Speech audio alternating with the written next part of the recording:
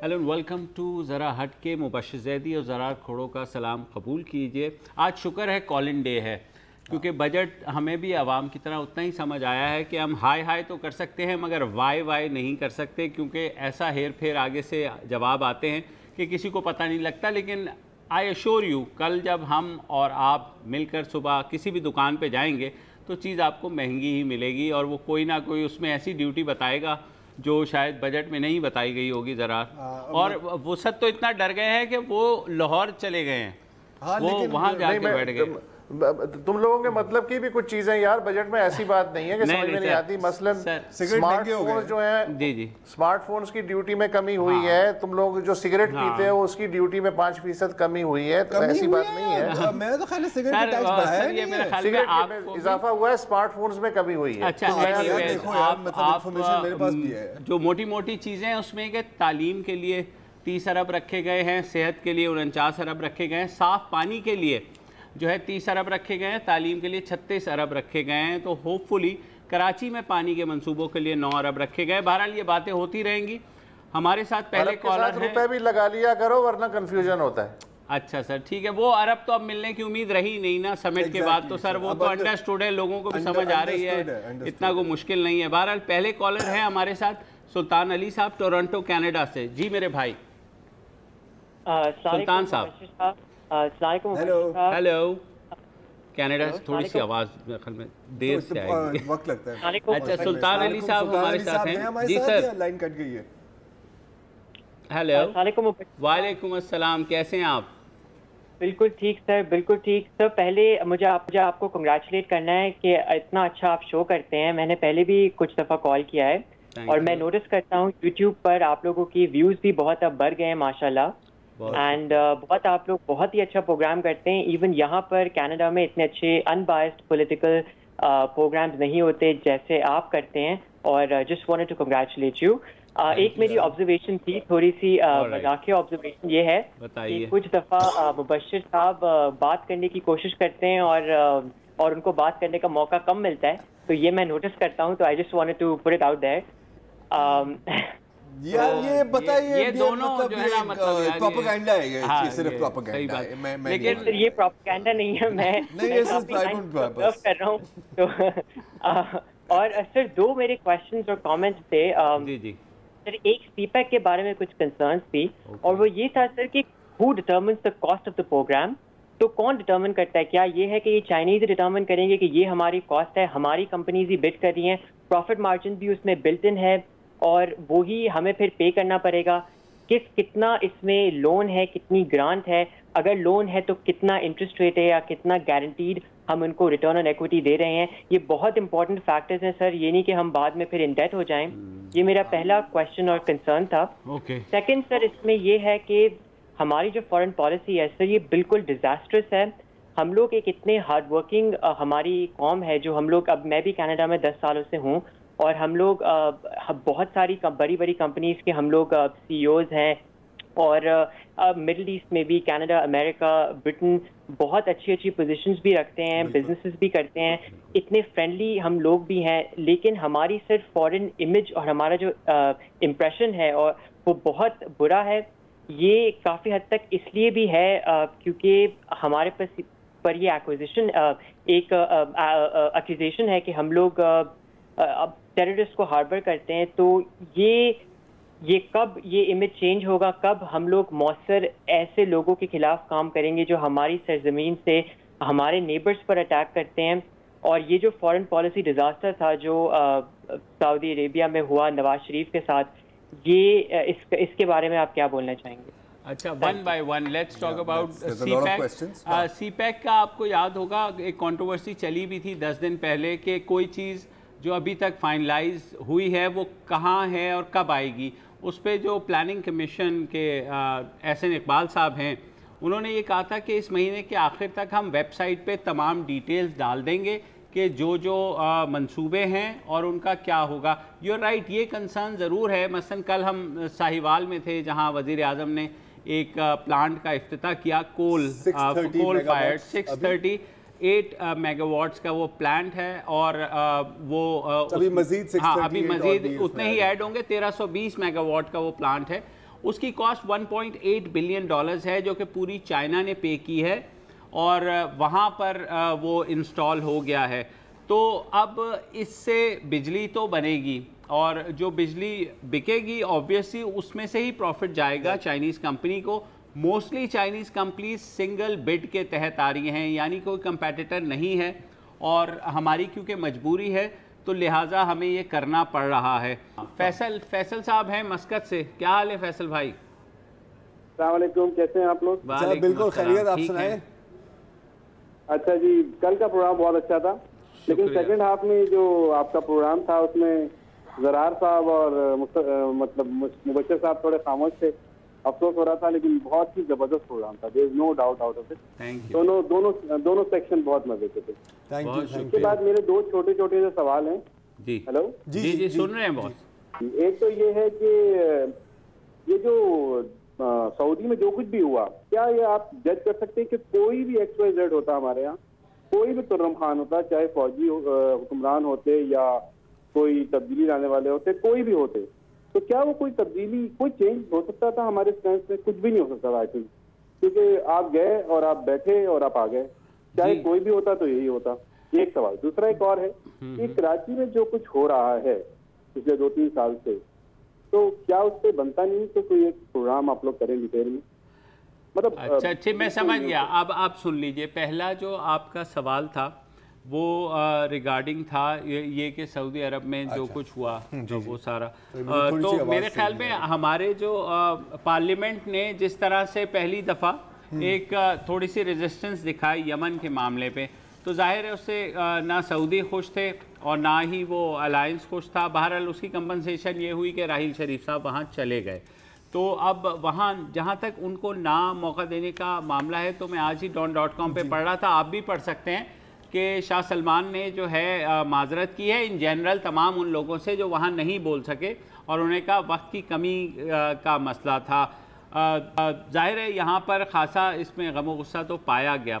Next बात करते हैं अब कराची की। कराची की मेरे भाई हम अक्सर बात करते रहते हैं, हाँ कराची की हम अक्सर बात करते रहते हैं। अभी जो अगर आप लेटेस्ट इंसिडेंट के हवाले से बात कर रहे हैं तो थोड़ा सा मैं बार बार एक चीज़ कहता हूँ कि बाज़ चीज़ें जो हैं वो हमें कंफर्म करने में टाइम लगता है। हमें बिल्कुल वन साइडेड ख़बर आ रही होती है, वन साइडेड एलिगेशन आ रही होती है। अगर कोई खुदा ना करे किसी गलत किसी को टारगेट भी किया गया है, उसकी फैमिली जब भी सामने आती है, जब भी वो लॉ के किसी कोर्ट में जाते हैं या कोई पिटीशन करते हैं, तो we try to highlight the case. लेकिन हमें जाहिर है टाइम लगता है। होता है कि सोशल मीडिया पर अचानक वो शुरू हो जाती है कि कोई मीडिया वाला नहीं बोल रहा, तो मेरे भाई मीडिया वाले बोल रहे हैं, ऐसी बात नहीं है। जो सूरत हाल बनी हुई है उस बात जो है थोड़ी सी उसमें तहकीक की ज़रूरत होती है और तहकीक हम अपने तौर पर करते हैं और उस चीज़ को हाईलाइट करते हैं। एक छोटी सी ब्रेक का वक्त हुआ है, फिर कॉलिंग का सिलसिला जारी रहेगा।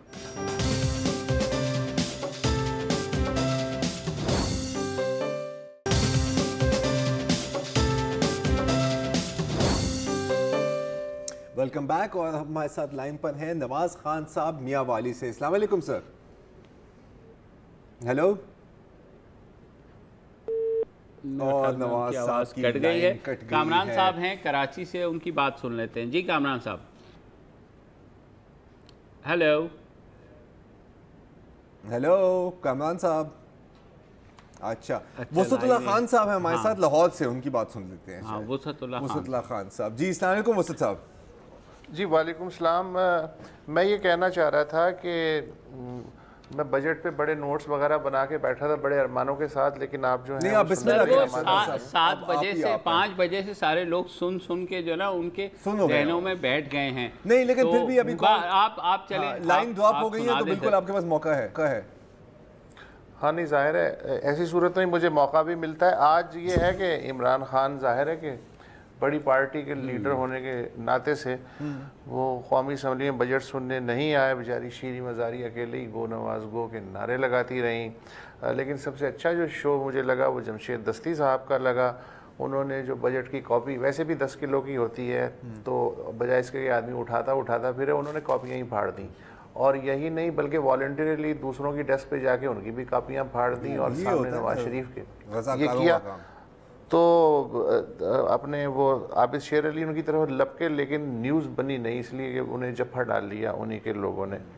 और जो एक अलामती रिचुअलिस्टिक बाइकआउट होता है एमपीएम का, पीपल्स पार्टी का और पीटीआई का, ऐसे मौक़ों पे वो हुआ, लेकिन 2-2, 3-3, 4-4 मिनट का, ताकि वो बात रजिस्टर हो जाए। Token walkout. गुस्सा साहब एक कॉलर ले लें।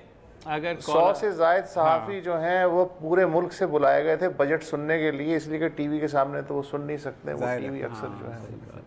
चले मोहम्मद आमिर साहब की बात सुन लेते हैं कराची से। जी भाई आमिर। वालेकुम अस्सलाम, क्या हाल? अल्लाह का शुक्र, बिल्कुल ठीक। सबसे पहले तो आप लोगों को मुबारकबाद, आपने मोहम्मद इकबाल साहब के लिए आवाज़ उठाई थी जो पियोन थे कुछ दिन पहले, जिनकी खुशी का वाक़या हुआ था। तो हेड्स ऑफ आप सबके लिए। और दूसरा सवाल मेरा ये कॉलर से कंटिन्यू मैं करता हूँ, वही कराची के हालात के हवाले से कह रहे थे, तो सिर्फ एक स्पेसिफिक जमात के कारकुनान की क्यों लाशें मिलती हैं, बाकी किसी और जमात की नहीं मिलती?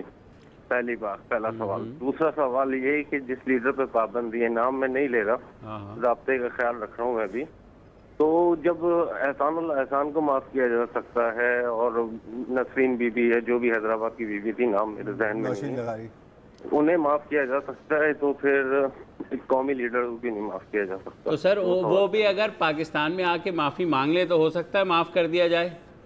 नहीं सर, वो तो जब है ना, जब अलाउ किया जाएगा। नहीं अलाउ सर, उन्होंने तो पाकिस्तान की, उनके पास शहरियत नहीं है ना अभी, तो यूके की है।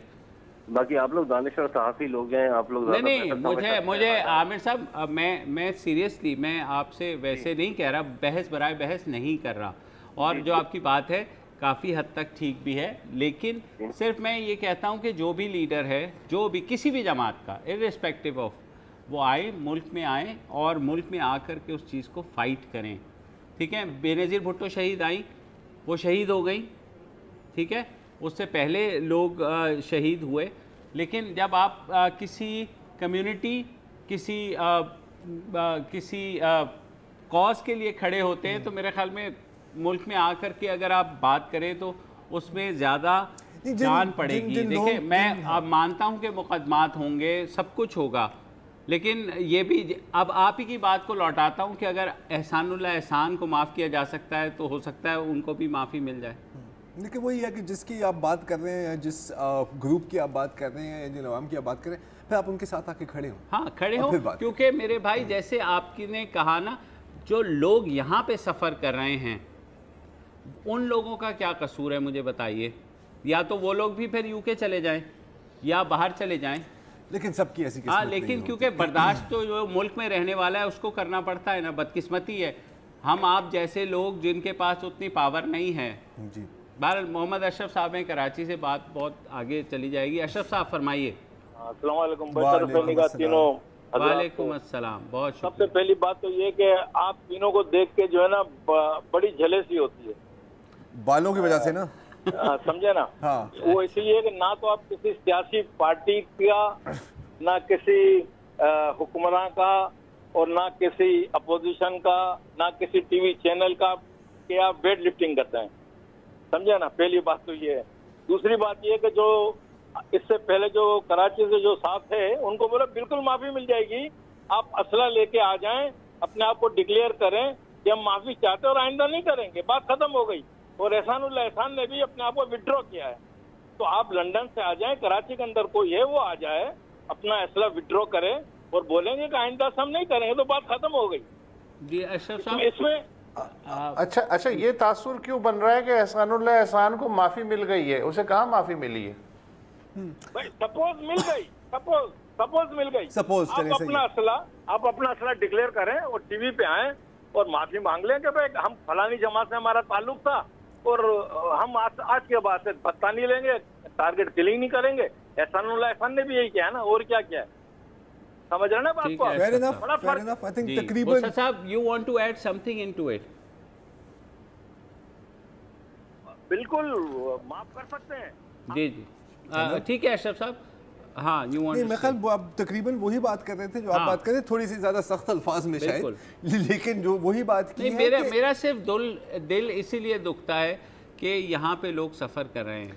हाँ वही है मतलब ना, वो लोग सफ़र कर रहे हैं जो किसी खाते में नहीं है बेचारे, ठीक है ना उनके पास पावर है कि वो यहाँ से भाग सकें, वो उनको बर्दाश्त करना पड़ेगा। ये अब मैं इस पे आपकी बात पे इजाफा करूँगा, एक इजाफा के आपको याद है कि जब वो स्पीचेस आती थी, हाँ पाकिस्तान मुर्दाबाद और ये वो यहाँ डिफेंड करना पड़ता था बिल्कुल पार्टी की जमात को, और प्राइवेटली आपको भी पता है कि वो क्या कहते थे कि यार एक बार फिर हमें फंसा दिया।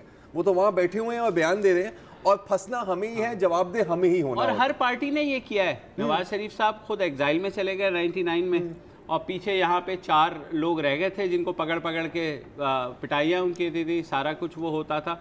हर एक, यही तो मैं हमारे तमाम लीडरान से खुदा के लिए यही दरख्वास्त है कि क्या कब तक लोगों को जो भेड़ बकरियों की तरह उनको बिल्कुल चारे के तौर पर यूज़ करेंगे, उन लोगों को आप जो है एक कुर्बानी का बकरा समझेंगे। कहते हो कि मैं इंट से इंट बजा दूंगा और फिर दुबई बैठ जाते हो। तो आई मीन कम ऑन यार, put your money where your mouth is. और क्या, और लिटरली मरे तो सब इकट्ठे मरे, नहीं तो क्या। मजे की बात है कि वो मुशर्रफ साहब जो है वो भी वहाँ से बैठे बैठे फरमाइशी प्रोग्राम कर रहे हैं, हालांकि वो इश्तिहारी मुजरिम है। वो कह रहे हैं जी मैं ये चीजें माने तो मैं आके जो है गवाही दूंगा, और वो जो है सैटेलाइट के जरिए भी गवाही देने पे आमादा नहीं। सर और दिल्ली वाली गर्लफ्रेंड को वो छोड़ने पे तैयार नहीं है, उस पे वो ठुमके लगा रहे हैं, लेकिन क्योंकि वो जाहिर है उनको तो कोई हाथ लगा नहीं सकता, डरते वरते नहीं है। और सबसे पहले पाकिस्तानी होता है, चाहे वो पाकिस्तान में ना हो, लेकिन सबसे पहले पाकिस्तानी। तो सबका ही एक हाल है, किस किस को रोए। वो साहब एक छोटी सी ब्रेक ले लेते हैं, न्यूज़ अपडेट्स देखते हैं, फिर आपकी कॉल करेंगे।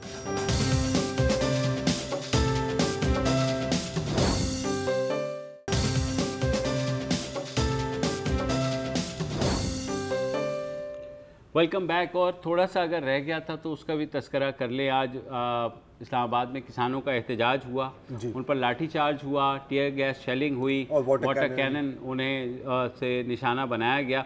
तो हमारे वज़ीर दाखिला चौधरी निसार साहब, जो कराची के एक इतने से मिलियन मार्च के ऊपर जो है जिन्होंने तूफ़ान खड़ा कर दिया था कि जनाब ये कैसे आज़ादी सल्ब हो रही है, उनकी नाक के नीचे ये मुजाहरा होता रहा और उन्हें कोई फ़र्क नहीं पड़ा। सर मतलब क्या कहते हैं ना कि चराग तले ये होता और है। अभी एक उन्होंने हुक्मनामा जारी कर दिया कि इन तमाम किसानों को रिहा करने का हुक्म देता हूं। इस्लामाबाद में अक्सर मैंने देखा है कि इस्लामाबाद में जो चीज़ें होती हैं, लाल मस्जिद के जैसे जब लाल मस्जिद के तलबा ने एक वीडियो बयान जारी किया था कि अबू बकर बगदादी जो दाइश के सरबराह हैं, वो आप आए और पाकिस्तान की फौज से इंतकाम लें लाल मस्जिद ऑपरेशन का, वो उनको नजर नहीं आया था। समटाइम्स ये होता है ना कि जब आप बहुत एक चीज के नजदीक हो तो आपको सही पिक्चर नजर नहीं आती ना। ये करीब की नजर कमजोर, करीब की नजर कमजोर। वो साहब आप कुछ कहेंगे? दूरबीन फिट है, लेकिन यार दूरबीन बहुत अच्छी है।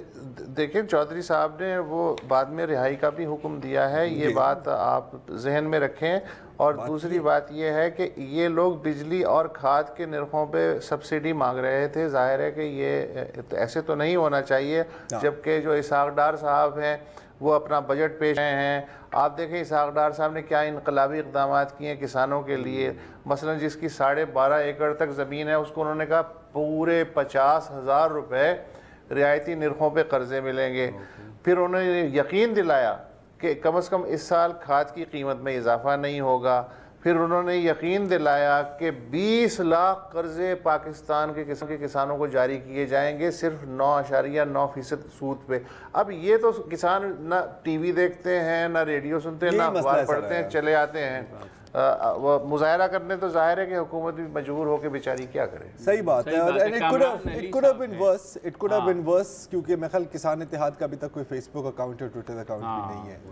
अगर ऐसा होता तो फिर तो गए थे। क्या होता? कामरान अली साहब नवाबशाह से। जी दोस्त, बीवी मेरी जिन भूत से डरती नहीं, लेकिन मेहमान का हवा उसे अच्छा नहीं लगता, और दीवार जी महंगाई के इस दौर में दीवार पे घर की बैठा हुआ कौवा उसे अच्छा नहीं लगता।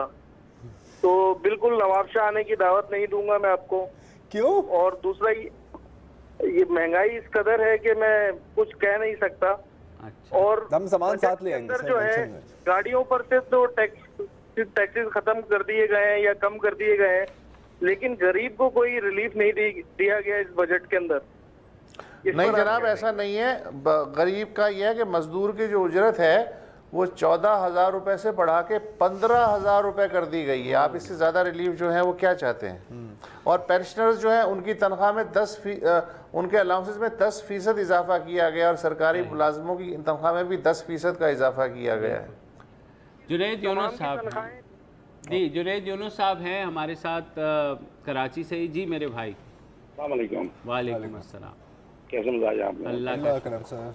अभी एक बात हो रही थी कि एहसान को माफ़ी की, तो माफ़ी तो उनको नहीं दी गई है, लेकिन उनको टीवी चैनल पे लाके उनका बहुत एक बड़ा जो है इंटरव्यू भी लाया जाता है, सब कुछ लाया जाता है। फिर कहा यह जाता है कि जी वो लंदन वाले साहब अगर आ जाए तो उनको माफ़ी मिल जाए। लंदन वाले साहब को पहले पासपोर्ट तो दिलवा दें, वहाँ पर उनको तो पासपोर्ट तक उनको नहीं दिया जा रहा। उन्होंने लाख कोशिश की लेकिन उनको पासपोर्ट नहीं दिया गया। फिर एक साहब तशरीफ लाए, उन्होंने कहा जी असलहा अपना वो जाहिर कर दें और माफ़ी मांग लें, और उन्होंने अपने तौर पर यह फर्ज कर लिया कि जी ये कोई एक मिलिटेंट विंग है या एक कोई जंग लड़ी जा रही है जिसमें इतना असलहा अभी तक निकाला गया है। उसको तो अभी तक साबित नहीं किया गया कि ये असलहा निकला कहाँ से। वो साहब और भी असलहा लाने को कह रहे हैं। तो मेरे ख्याल से इतना असलहा हो चुका है, कराची की जमीन से इतना असलहा निकल चुका है कि हम 10 साल इंडिया से बड़े इत्मीनान से हम लड़ाई लड़ सकते हैं। लेकिन जुनैद साहब, ये बताइए उनके पास ब्रिटिश पासपोर्ट है या नहीं है? एग्जैक्टली पासपोर्ट आप बात कर रहे हैं पाकिस्तान में आने की एज ए पाकिस्तान नेशनल? नहीं सही नहीं, बिल्कुल नहीं। सिर्फ ब्रिटिश पासपोर्ट पे तो वीजा यूं मिलता है यार, क्या हो गया आपको बॉस? और दूसरा जुनैद साहब इस वक्त सफर कौन कर रहा है कराची में, मुझे बता दें। सफर तो कराची में कराची आइड कर रहा है। तो फिर तो बस कराची आइड कर रहा है सफर, तो फिर कराची आइड आज से नहीं कर रहा है। तो फिर उनका लीडर अगर यहाँ नहीं है तो मुझे बताएं, वो तो पिटेंगे, वो तो मरेंगे। जिस भी कराची आइड ही सफर कर रहा था, मैं 92 से पहले भी। सर ना करें, सर ना करें। ये मुशर्रफ के दौर में कौन यहाँ पे इंचार्ज था? किसने क्या किया? खत्म नहीं हुए थे सर खुदा का एनआरओ, मेरे भाई एनआरओ में खुदा के लिए यार छोड़ देना। अब आपको भी पता है, मुझे अच्छा सर दूसरी बात है सफरिंग की बात करो। Let's not get into. I don't agree with you. अच्छा तो you don't have to agree with me, लेकिन दीस आर द फैक्ट्स। अपनी ओपिनियन है, मैं सिर्फ आपको समझाने की कोशिश कर रहा हूँ। जब कराची के लोग सफ़र कर रहे हैं तो किसी कॉन्सिक्वेंस पे कर रहे हैं ना मेरे भाई। और मेरे ख्याल में अगले साल भी इस बात का पता लग जाएगा कि अवाम ने अगर अप्रूव किया है तो शायद तारीख में पहली दफ़ा वो दोबारा पीटीआई को इलेक्ट करें, जो आज तक खैबर पख्तूनख्वा की जो है उनका जो इलेक्टोरल साइकिल है वो बड़ा खतरनाक होता है जी। मोहम्मद शरीफ साहब है कराची से। जी मेरे भाई। हेलो, अस्सलाम वालेकुम। वालेकुम अस्सलाम। जी सर, मुझे बात है गरीबी के सारी बहस हो रही है। इसमें जो कुछ हुआ, जो 10% तनख्वाह बढ़ाई गई और 10% वो पेंशन बढ़ाई गई सरकारी मुलाजमीन की। जी। आखिर ये EOBI वाले जो पेंशन है वो भी किसी गिनती में आते हैं या नहीं? उनके भी क्या किया गया सर? अच्छा, इसमें एक कैच ये है, ये जो तनख्वाह बढ़ाई गई है और पेंशन बढ़ाई गई है 10%, पाकिस्तान में ऑफिशियली जो इन्फ्लेशन या अफरात ज़र है वो है 11%। तो अगर किसी चीज़ में 10% इजाफा हुआ है तो इसका मतलब ये है कि फिर भी मनफी 1% रहता है। तो जितना इन्फ्लेशन है उसी के हिसाब से बढ़ा है। और डिफेंस बजट भी बज़ाहिर तो हमें लगता है कि 9% तक बढ़ाया है, लेकिन इन्फ्लेशन के हिसाब से देखें तो 0% बढ़ा है। तो जो चीज़ें हैं वो फिर इन्फ्लेशन में बराबर हो जाती हैं और हमें ऐसा लगता है कि जैसे बढ़ा है। मतलब बेसिकली अगर हम तैर रहे हैं तो हम बस अपना मतलब पानी यहाँ तक आ रहा है और हमें लग रहा है कि हम ऊपर जा रहे हैं। एक छोटी सी ब्रेक लेते हैं, ब्रेक के बाद वापस आते हैं।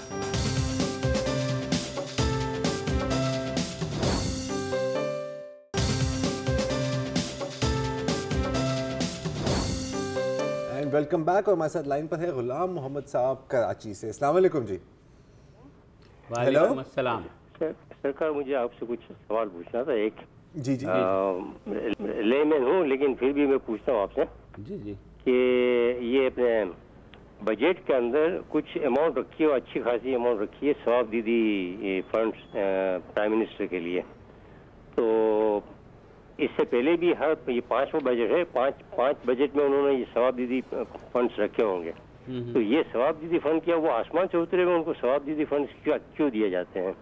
और दूसरा ये है कि ये अगर सवाब दीदी फंड उनको दिए जाते हैं तो ये अपने मर्जी से खर्च करते हैं या अगर पार्लियामेंट को बतलाते हैं?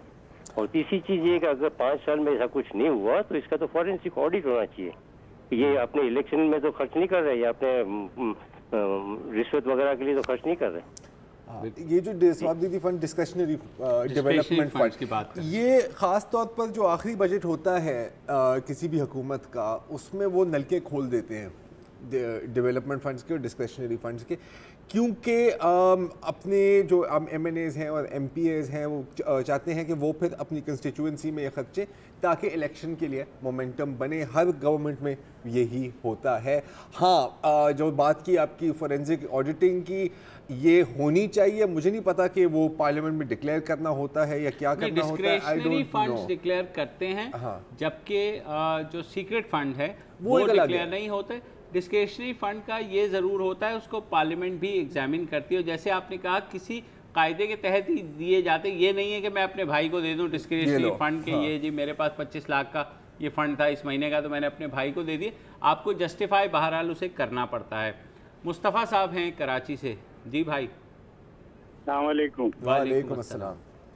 जनाब, आपसे जो मैं एक सवाल करना चाहूँगा, 3 मार्च के बाद आज मुझे आपका कॉल मिला। अच्छा मुस्तफ़ा साहब, आपका पूरा नाम क्या है मेरे भाई? मेरे पूरे ख़ानदान का नाम मुस्तफ़ा है, ब्रैकेट में SA मुस्तफ़ा आप कह सकते हैं। ओके, ठीक है, ठीक है।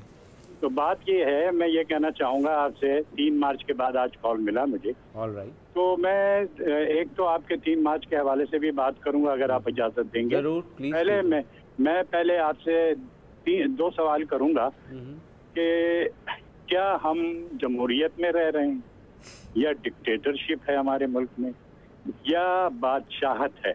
दूसरा, आइन से मुतालिक ये आर्टिकल 19 क्या है। अभी मैंने एक टेलीविजन पे कॉल किया था, नाम उनका नहीं बताऊंगा, उनसे यही सवाल किया तो उन्होंने वो सवाल को गोली कर गए। दूसरी बात, 3 मार्च को मैंने आपके प्रोग्राम में कॉल किया था और शायद आपको याद हो, मुझे बड़ा अफसोस है, आप हमारे बच्चों के बराबर हैं। मुझे बड़ा अफसोस है कि मैंने आपसे एक बात की थी कि सारी टिकटें चिड़िया ले होगी। उस पे हमारे जरार साहब ने कहा कि कहाँ से पता चला, आप कराची में हैं, लाहौर से कैसे पता चला।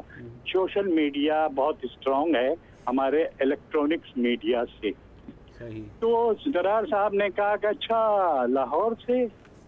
तो सर फिर दूसरी बात मैंने की थी कि स्पॉट फिक्सिंग हो रही है PSL में, जिसपे भी जरार साहब ने कहा कि इनको कहाँ से पता चला। अच्छा, स्पॉट फिक्सिंग की बात 4 मार्च को राशिद लतीफ़ साहब दुबई से जब कराची आए, उनसे पूछा गया कि पाकिस्तान सुपर लीग के बारे में आपका क्या ख्याल है, जिस पे राशिद लतीफ़ साहब ने कहा कि ये सुपर लीग नहीं था, ये सट्टा लीग था। अच्छा, 3 मार्च को जब मैंने कहा टिकटें सारी चिड़िया हो गई, ये सब मजलूम आने बातें होती हैं, तो वो उसकी नेक्स्ट डे 4 मार्च को समा TV पे यही बात की गई, उसको इनडायरेक्ट वे में। लेकिन मुझे बड़ा अफसोस हुआ कि इस तरह से मजाक उड़ाया गया मेरा। नहीं सर, देखिए ओके, अगेन सर, देखिए दिन में इस तरह की, आई एम सॉरी टू से, कोई दर्जन भी नहीं 100 दफ़ा ऐसी बातें की जाती हैं। और पहली सवाल ये होगा कि आपको कहाँ से पता लगा। अगर राशिद लतीफ़ भी ये बात कर रहा है तो मैं भी उन्हें कहूँगा कि आपको कैसे पता लगा। आप सिर्फ एक जुमला दे रहे हैं कि ये पाकिस्तान सुपर लीग नहीं है, पाकिस्तान सट्टा लीग है, या आपके पास कोई एक्चुअल सबूत भी है। जहाँ तक अगर सिर्फ सोशल मीडिया पर कोई चीज़ सुनने से बॉस वो सच नहीं होती। आई एम सॉरी टू से। दूसरा, आपने जो पहले 2 सवाल किए थे कि क्या हमारे यहाँ बादशाहत है, तो मेरे भाई हमारी हर सियासी जमात में बादशाहत है, क्योंकि हर सियासी रहनुमा जो है, जो भी किसी भी जमात का हो, आपने देखा है उसकी 2nd टियर की लीडरशिप में वो मौका ही नहीं देते किसी को इतना उठने का। आप बाहर की कोई भी पार्टी ले लें, हमेशा एक जो सदर होता है वो हटता है तो नायब सदर की तरह सदर बनता है। यहाँ तो फैमिली लेगेसीज चलती हैं। अनफॉर्चुनेटली हमारे इस खित्ते की ही कुछ ऐसी बदबख्ती है कि यहाँ पर ये इस तरह का जो है राइज है निज़ाम। आर्टिकल 19 की जहाँ तक आपने बात की, फ्रीडम ऑफ एक्सप्रेशन है, उसकी कहाँ तक बात है, उसकी वहाँ तक ही बात है कि जैसे आपने सवाल किया कि सट्टा लीग है, तो अगर आपके पास सबूत है और आप उसको साबित कर देते हैं फिर आप ये कहते कि ये जो है मेरा क्लेम है और मेरे पास सबूत है, तो that is your freedom of expression.